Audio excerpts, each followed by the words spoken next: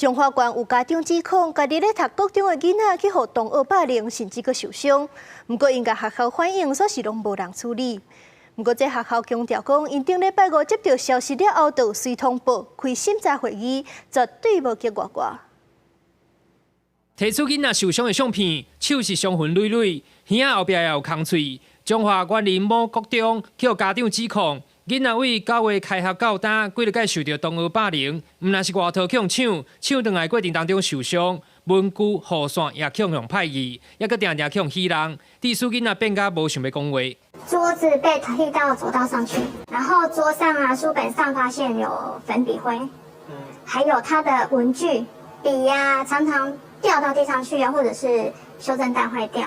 还有他水杯总是会在地上出现，然后餐袋不见啊。家长批评已经几日间写联络簿仔反映，导师拢讲会调查加强宣导，但是最后拢无结果，只好上网络求助。校方是表示，22号暗时有接到导师通知，疑似发生霸凌事件，马上进行校安通报，而且伫咧25号召开霸凌审查会议，确定成案，后续会展开调查，并无消极处理。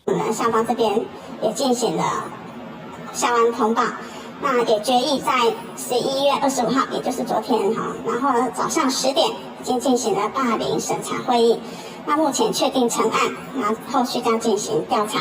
那本府我们也请督学进行了解，并要求校方确实依防治霸凌规定准则，规定办理妥处查明妥处。 彰化县教育处是强调，会请督学了解实际状况，而且要求校方确实依照校园霸凌防治准则来调查。学校是表示，26号会请专辅老师来甲这名学生了解，并讲身心状况，而且参考个人的意愿，才来决定是毋是要转班，也会持续关心提供协助。记者彰化报道。